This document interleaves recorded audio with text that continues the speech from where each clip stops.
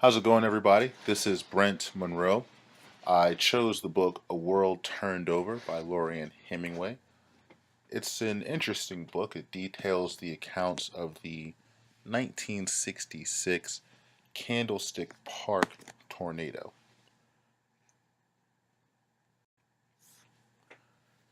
Now, each chapter of the book actually has one of these quotes. I chose this quote right here from chapter 2 of the book. It says, "Why do I stay here? I don't know. I guess familiarity. I guess, you get used to something and then the anxiety of it is relieved because you're so accustomed to it. Refuge is really nothing more than what you can make yourself live with." That's from Linda Flowers, one of the survivors of the tornado that the author actually interviewed prior to writing the book. Now, the author is actually Ernest Hemingway's granddaughter. She does make a first-hand accounting of the 1966 Candlestick Park tornado. And this book takes place in Jackson, Mississippi. That's where she lived during the time.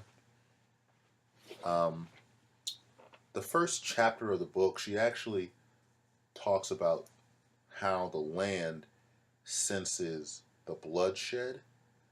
Um, she talks about the Civil War and how this land knows blood.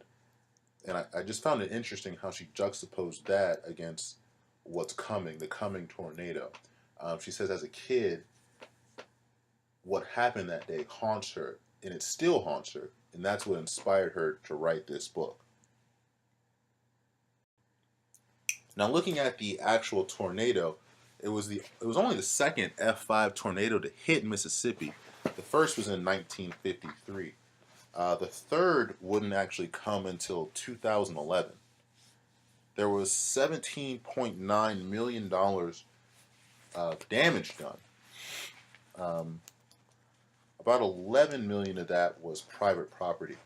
Now we convert that 17.9 to today, we have about $130 million worth of damage. 57 total deaths. That makes that the second most deadly tornado in Mississippi history. The first had 58. Along with those 57 total deaths, we also had 500 injuries. And this is the longest track tornado in Mississippi history. They tracked it at 202 miles.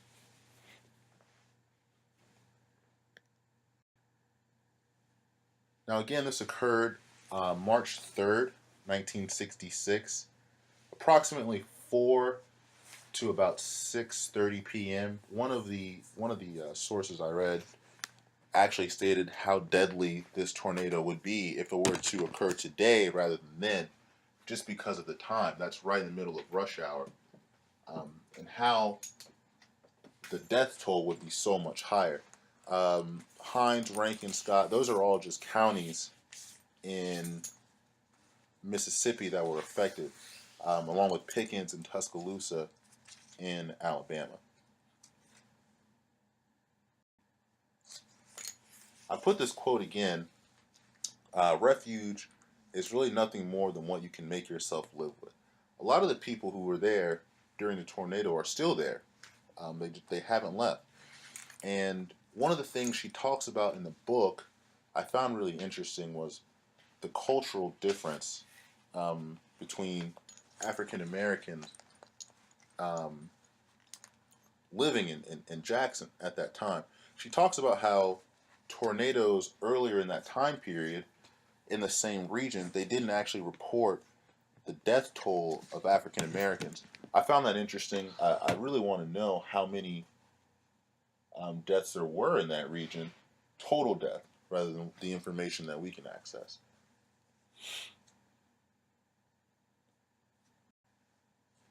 I did have a little trouble here finding the actual response, trying to figure out exactly what happened after the tornado. I did find that acting governor Carol Garton, she ordered the National Guard on standby alert. Um, the actual governor was out of the state at the time. Boy Scouts were pressed into service to help direct traffic, freeing policemen for rescue work.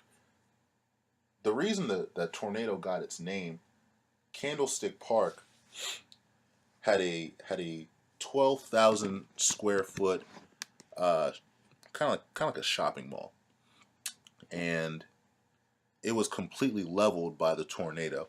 There was only one wall left standing, and that's how the tornado actually got its name.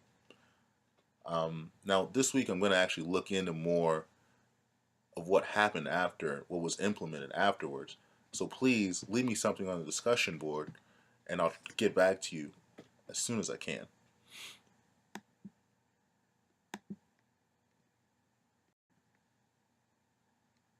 Here are my references. I hope you enjoyed it. Hope you learned something. And you all have a great day.